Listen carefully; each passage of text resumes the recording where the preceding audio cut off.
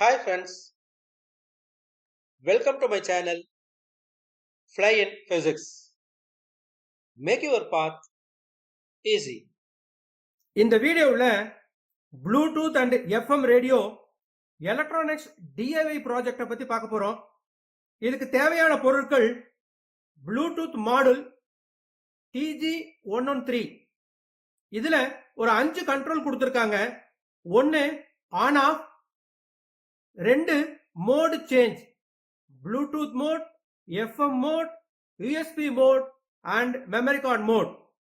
3 volume up, 4 volume down, 5 FM channel searching, 20 watts 3-inch woofer speaker, 4200 mAh lithium ion battery holder, connecting wire, box and connecting folder net. இது எல்லாமே சேர்த்து ஒரு 180 rupeesக்குள்ள தான் ஆகும். இது எங்க கிடைக்கும் அப்படிங்கிற விவரமும் இந்த வீடியோவில் வழங்கப்பட்டிருக்கிறது. ப்ளூடூத் எஃப்எம் ரேடியோ செய்வதற்கான செயல்முறைகளை ஒன்றன் பின் ஒன்றாக காண்போம். முதலில் 3-inch ஸ்பீக்கரினை எடுத்துக்கொண்டு அதனை இந்த பெட்டியின் உள்ளே இவ்வாறு வைத்து சிடி மார்க்கரை கொண்டு அதனுடைய வெளிப்பகுதியினை நாம் தெளிவாக இவ்வாறு குறித்துக் கொள்ள வேண்டும். இதனை இணைப்பதற்கு தேவையான இந்த 4 துளைகளையும் குறித்துக் கொள்ள வேண்டும். இவ்வாறு வைக்கும் பொழுது ஸ்பீக்கரினுடைய இணைப்பானது இந்த பகுதியினை நோக்கி இருக்குமாறு பார்த்து கொள்ள வேண்டும். இதனுடைய பின்பகுதிக்கு திருப்பி இந்த 4 துளைகளையும் இவ்வாறு இணைத்து இதனை சம பகுதிகளாக பிரித்துக் கொண்டு அளவுகோலை கொண்டு கோடுகள் வரைய வேண்டும். கோடுகள் சந்திக்கக்கூடிய இடங்களை நாம் இவ்வாறு குறித்துக் கொள்ள வேண்டும். இதில் துளைகளை நாம் இட வேண்டும். அதற்காக இது போன்ற மெழுகுபத்தியில் ஒரு கம்பியினை சூடாக்கி பயன்படுத்தலாம். ட்ரில்லிங் மெஷின் பயன்படுத்தலாம். சால்டரிங் அயனை பயன்படுத்தலாம். எதுவாக இருந்தாலும் இதனை பயன்படுத்தும் போது மிக ஜாக்கிரதையாக பயன்படுத்த வேண்டும். அப்பொழுது கண்டிப்பாக மாஸ்க் அணிந்திருக்க வேண்டும். சிறுவர்களாக இருப்பின் பெரியோரினுடைய துணை கொண்டு இதனை செய்திட வேண்டும். இவ்வாறு துளைகளை இட்ட பின்பு ஒரு நைஃபினை கொண்டு இந்த தேவையற்ற பகுதிகளை தெளிவாகவும் கவனமாகவும் நாம் சுத்தம் செய்ய வேண்டும். பின்னர் 4 துளைகளிலும் இந்த போல்ட்டினை இணைத்து நமது ஸ்பீக்கரினை இந்த 4 துளைகளில் பொருத்திட வேண்டும். பேட்டரி ஹோல்டரினை 2ஆக பிரித்து அதன் பின்னர் பிவிசி பைப்பினை இவ்வாறு வளைத்து பின்னர் இதில் ஒரு துளையினை ஏற்படுத்தி இதன் உள்ளே லித்தியம் அயான் பேட்டரியினை இவ்வாறு இணைத்துக் கொள்ள வேண்டும். பின்னர் இதனை இந்த பெட்டியில் இந்த இடத்தில் இதுபோல அமைத்துக் கொள்ள வேண்டும். அடுத்து இதனுடைய மிக முக்கியமான பகுதியான ப்ளூடூத் மாடுலை இணைக்க வேண்டும். அதற்காக இதன் உட்பகுதியில இந்த போல்ட் நெட்டினை இவ்வாறு அமைத்துக் கொண்டு இதனை இந்த பெட்டியினுடைய போல்ட் மற்றும் நெட் இருக்கக்கூடிய அந்த நிலையினை நாம் தெளிவாக இவ்வாறு குறித்துக் கொள்ள வேண்டும். போர்டினை உள்ளே அமைத்து அதன் பின்னர் இப்பகுதியினையும் நாம் மெதுவாகவும் மிகுந்த ஜாக்கிரதையுடனும் வெட்டி எடுக்க வேண்டும். அதன் பின்னர் ஸ்பீக்கருக்கு தேவையான இணைப்பினை இவ்வாறு நாம் ஏற்படுத்திக் கொள்ள வேண்டும்.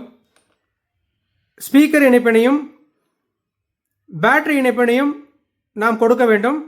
பேட்டரி இணைப்பினை வழங்கும் போது மட்டும் அந்த பாசிட்டிவ் நெகட்டிவ் பின் சரியாக பார்த்து கொடுக்கணும். அப்படி கொடுத்து முடிச்சதுக்கப்புறம் நாம் இதற்கென முன்பே அமைக்கப்பட்டிருக்கக்கூடிய இந்த துளைகளில் இதனை நாம் இவ்வாறு அமைக்க வேண்டும்.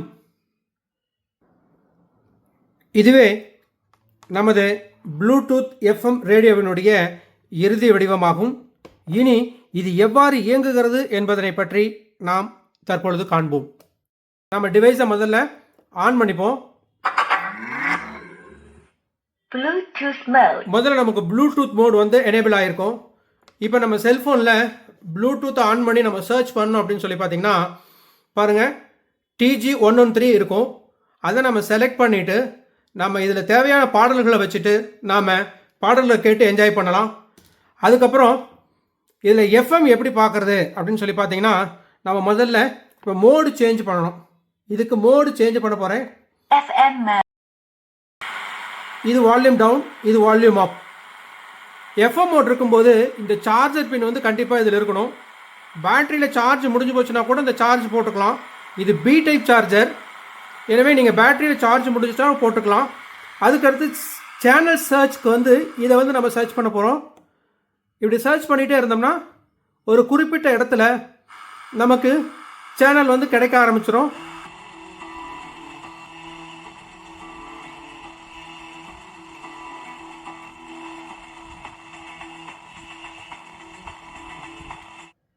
ப்ளூடூத் அண்ட் எஃப்எம் ரேடியோவினுடைய ஃபங்க்ஷனை தெளிவாக நம்ம பார்த்துட்டோம். மேலும் இதில் வேற என்னென்ன ஆப்ஷன் இருக்கு அப்படிங்கிறத வந்து பார்க்கணும். இதில் பார்த்தீங்கன்னா மெமரி கார்டு ஸ்லாட் வந்து கொடுத்துருக்காங்க. நாம் ஒரு மெமரி கார்டை வாங்கி அதில் நிறைய சாங்ஸை வந்து ஏற்றி அதை வந்து இந்த மெமரி கார்டு ஸ்லாட்டில் போட்டுட்டு கண்டினியூஸாக நம்ம வந்து சாங்ஸை கேட்கலாம். அது மட்டும் இல்லாமல் யூஎஸ்பி போர்ட் இருக்கு. இந்த யூஎஸ்பி போர்ட் எதுக்கு அப்படின்னு சொல்லி பார்த்தீங்கன்னா பென்ட்ரைவில் சாங்ஸை வந்து லோட் பண்ணி அந்த பென்ட்ரைவில் இதை இன்சர்ட் பண்ணிட்டு நாம சாங்ஸை கேட்கலாம். அதுக்கப்புறம் ஆக்ஸ் கேபிளுக்கான ஆப்ஷன் கொடுத்துருக்காங்க. இதை பயன்படுத்தி நம்ம ஆம்பிளிஃபையராகவும் நம்ம பயன்படுத்தலாம். மேலும் இது வந்து சார்ஜிங் போர்ட்டு, இது பி டைப்பு. நம்மகிட்ட சார்ஜர் வந்து சி டைப் தான் இருக்கு அப்படின்னு சொன்னா சி டு பி வந்து கன்வெர்ட்டர் வாங்கிக்கலாம்.